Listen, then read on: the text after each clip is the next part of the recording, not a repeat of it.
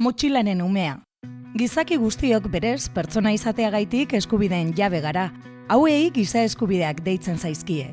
Eskubide hauek berdinak dira denontzat edozein adin, sexu, kolore, jatorri, erlijio, iritzi edota hizkuntza edukita ere. Haurrek eta nerabeek eskubide berdinak dituzte. Eta eskubide hauek babesteko 1989an Nazio Batuen Erakundeak haurraren eskubideen hitzarmena bultzatu zuen. Hitzarmen hau 1993 estatuek onartu eta betetzeko konpromisoa hartu zuten. Beraz, hitzarmen hau betetzea derrigorrezkoa da, baina aldiz, Espainiar eta Frantziar estatuek hitzarmen eta lege hauei muzin egiten diete. Eta ondorioz, hainbat umeri zenbait eskubide ukatu egiten zaizkio. Eta hain zuzen, gurasoen afektibitatea jasotzea eta beraiek hezita izatea. Baina noiztik eta zergaitik urratzen dira eskubide hauek.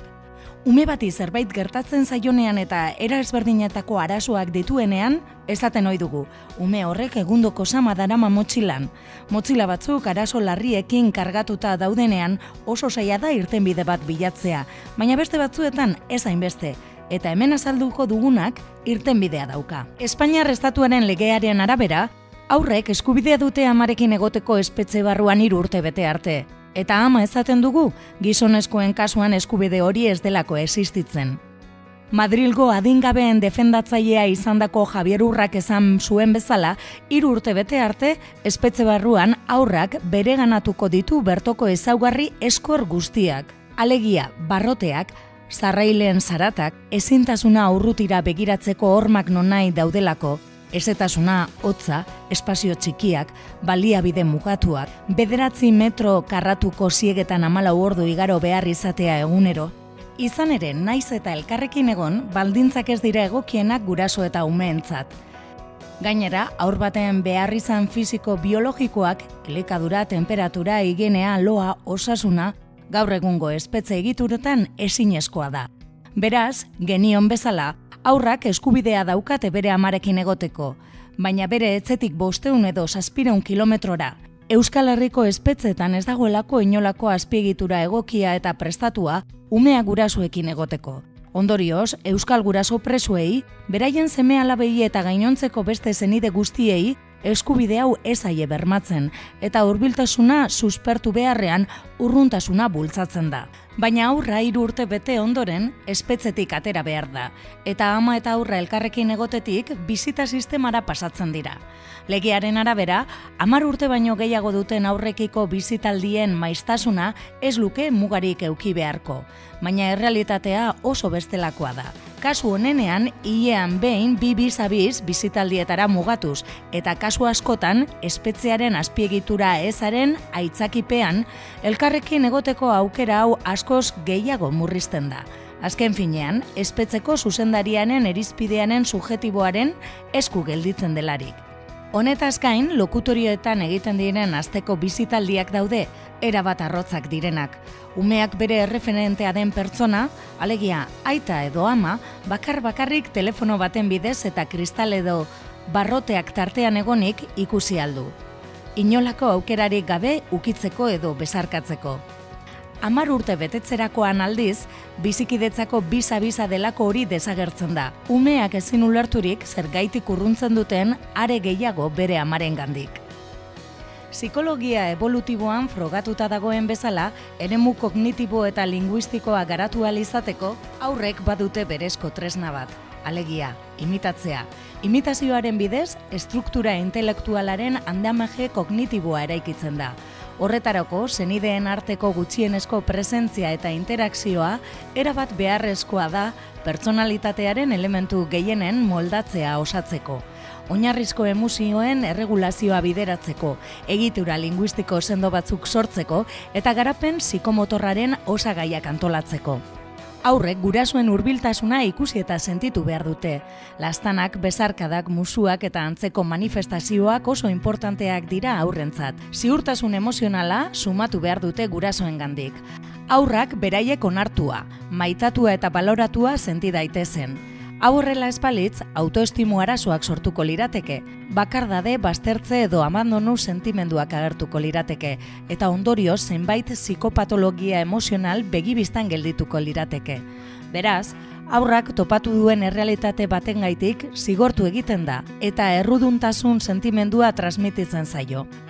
Baina gainera, haurrak jasan behar dituen egoera eta bizipen traumatiko ez gain, irudika dezagun zer suposa diezaiokeen 8, 10 edo 16 orduko bidaiak egiteak, bizita bat egin ahal izateko. Une honetan, Euskal Herriko 1000 adingabeko haur baino gehiagoren aita edo ama, beraien etxetik oso urrun kokatuta dauden 78 espetxetan aurkitzen dira. Badajoz, Huelva, Almeria, Lyon, Paris, Valencia. Hurbilen aurkitzen den espetxea 400 kilometrora dago eta hortik gora, 700, 900 edota 1200 kilometrotara.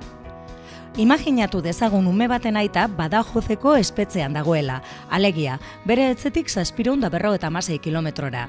Zenbatuko bagenu zenbat kilometro egin duen azkenengo urteotan aita bizitatzeko, munduari 20 buelta baino gehiago emango zizkiokeen. Baina kalkulu hau kilometroetan egin beharrean, denboran eta dirutan egingo bagenu, milaka eta milaka ordu eta euroi buruz hitz egin beharko genuke, eta honek guztiak ere eragina dauka haurraren garapenean. Hasteko esan beharra dago, haurrek bidai luze bat egin behar baldin badute bere gurasoak ikusteko, hori haien kontrako zigortzat hartzen dutela.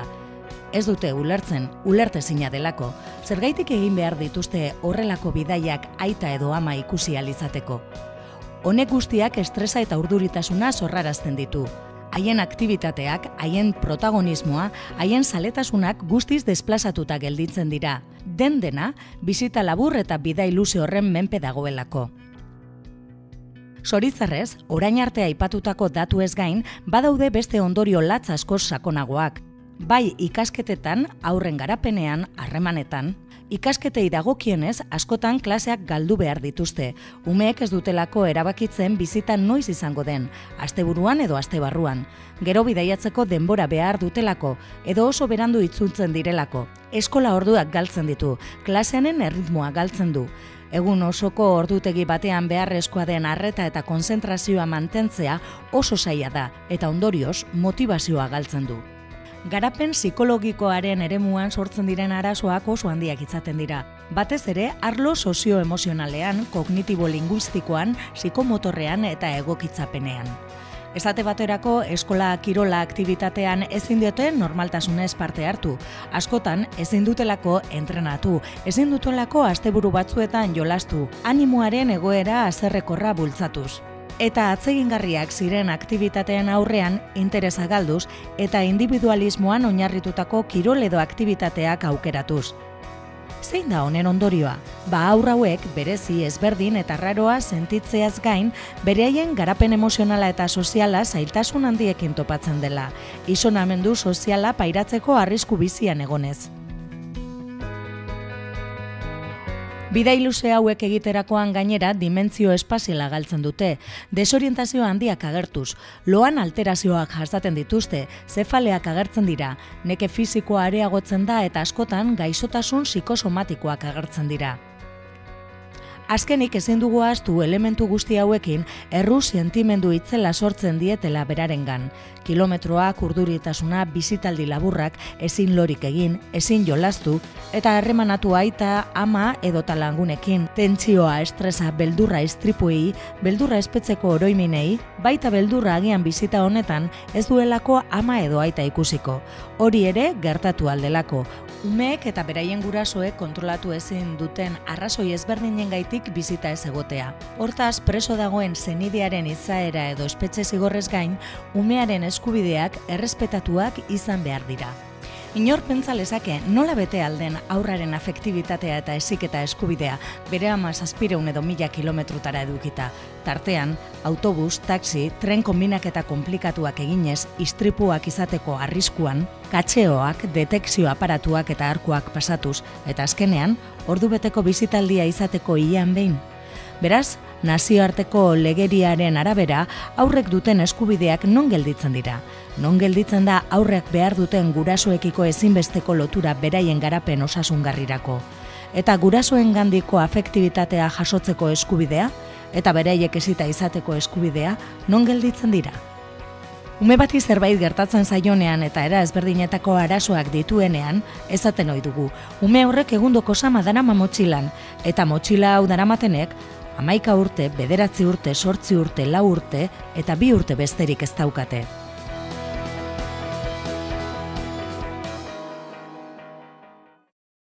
Eskola ez da, leku akademiko bat da, baina horrez gain, da sozializatzeko gunea eta garapen emozionalarako gune bat izan behar dela. Kontuan hartu behar dugu, umeak eskolan pasatzen dituela ordu asko, eta ez da bakarrik klaseko ordua, baizik eta patioak, estraeskolarrek eta hainbat denbora, taldeak egiten dituzte, eta garrantzitsua da hori kontuan hartzea. Geletan, gaur egun gure eskoletan aniztasun handia dago, eta ume asko dituzte berezitasun batzuk, zailtasun batzuk, hau da badaukate motxila apur bat kargatutago, eta eskolak egin behar duena da apur bat erantzun aniztasun horri, berezitasun edo ezaugarri konkretu batzuei erantzun egoki bat eman behar dio arinago izateko eta beste bezala guztiok eskubide berdinak izan ari izateko. Orduan eskolak egin behar duen esku hartzea nire ustez bi zutabetan oinarrituta dago, alde batetik malgutasuna eta beste aldetik enpatia. Malgutasuna, malgutasunaz jokatu behar duelako hainbat momentuetan, eskolan egiten diren gauza simpleetan, adibidez etxerako lanak, normalean etxerako lanak bidaltzen dira egun batetik bestera. Hori egin beharrean, epe txiki batean bidaltzen baditugu, oso baliagarria izan daiteke ume guztientzat, autorregulazio, autonomia lantzeko, edo bere antolamendua kudeatzen ikasteko. Gero adibidez azterketak ez dira jarri behar astelenean, edo baldin badakigu noiz den bizita edo noiz izaten den egun konkretua, saiatu ez jartzen egun horretan, eta horrela guztiok ikasi ahal izango dute. Oso importantea da izatea komunikazioa. Nik pentsatzen dute halako egoerak beti komunikatu behar direla, beti eskola jakin behar du zein den ume guztiek pareatzen ari diren egoerak, eta horrela erantzun bat posiblea izango da eskolaren partetik. Gero beste aldetik da empatia. Eskolak izan behar du, alde batetik jakin behar du zer gertatzen den, eta gero ulertu behar du egoera hori eta erantzun bat eman behar du. Umeak pasatzen ari delako egoera konkretu bat eta sufritzen ari da egoera konkretu batengatik. Orduan jakin behar du lehenengoz eta gero sortu behar du komunikaziorako gune bat. Umea sentitu behar du konfiantza daukala bere emozioak, bere sentimenduak gertaera kontatzeko. Egun batean igual baldin badago haserre, beste egun batean nekatuta edo beste egun batean zerbait gertatu zaio edo bere amaren urtebetetzea da adibidez eta melankolikoa dago, izan behar du gune bat horretarako komentatzeko edo adierazteko bere gauzak, eta horretarako guk jakinarazi behar diogu ulertzen dugula, sentitzeko ondo. Orduan, laburbilduz apur bat, nire ustez eskolak ez da dia izan beste oztopo bat, beste oztopo gehigarri bat, baizik eta igual motxila horren pisua arintzeko baliagarria izan daitekela, eta gure profesionaltasunean dago hori egitea. Gizartearen aldetik garrantzitsuena da kale mobilizazioa. Lortzea jendea arazo honekin sensibilizatzea eta mugitzea hau jakinarazteko. Kontutan izan behar dugu, azkenean berezkoa dugun erresistentzia, aldaketikiko erresistentzia. Berez,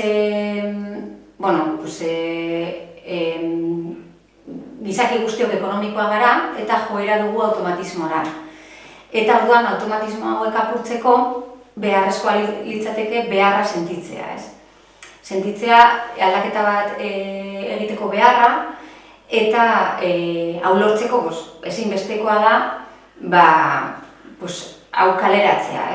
Eta kaleratzea hau izan beharko litzateke modu original batean, zergaitik. Hemen daramagu urteak eta urteak hainbat gauza aldarrikatzen, berez eskubidea ditugun gauza batzuk aldarrikatzen, eta zentzu horretan garrantzitsua litzateke beste modu batean aldarrikatu izateko jendeari arreta deitzeko. Esateko, ostras, hau gertatzen da. Bestela da, hain ohituta gauden eskolore berdinetara, oihu berdinetara, aldarrikapen berdinetara, ez dela heltzen. Desensibilizatu egin gara. Desensibilizazio honen jatorria bai da urteetan, hemen emandako gatazkarengatik eragindako minengatik. Hainbesteko minak sortarazi egin digu nolabaiteko desensibilizazioa. Eta orduan, oraintxe bertan, kasu honetan, eta umeen gatazka edo arazoari dagokionez garrantzitsua da berriro sensibilizatzea. Konturatzea, lortzea, jendea empatizatzea, ume batek zer pairatzen duen aita edo ama espetxean duenean, ez? Bidaiak, oso denbora mugatua egotea aita eta amagaz, edo bietako bateaz, oso egoera hotzean, espetxea bera oso hotza delako, oso mugatua zentzu askotan, ez? Askotan, elkarbizitzako bizak ere izaten dira beste familia batzuekin batera, beraz ez daukate pribazitate hori. Oso zaila da, kontestu horretan egitea atxikimendu emozional bat, ez? Guraso aita edo amarekiko atxikimendu emozional hori. Bestetik eta honekin lotuta garrantzitsua iruditzen zait egoera hau edo komunikabidetara pasatzea. Zen azken finean komunikabideetan ez da agertzen, ez da existitzen. Eta hau izango zen modu bat alde batetik kaleratzeko egoera eta bestalde sensibilizatzeko ez bakarrik gatazka hau alde honetatik bizi izan duena, baizik eta, igual politikokin jungo sensibilidaderik ez duenarekin ere konektatzeko, ez? Eta honek ere empatizatzeko egoera honekin. Segurazki gehienok entzun dugu problematika hau existitzen zela, baina oraingo datuak entzun ondoren, zalantzarik gabe jantziago eta datu ez hornituago gaude. Haurren eskubide hau berreskuratzea ez dago pertsona baten esku, baina denok enpatia eta elkartasuna adieraziko bagenu horren ardura daukatenak konbentzituko ditugu eta egoera aldaraziko dugu. Giza eskubideak guztion ardura da, baita haurrenak.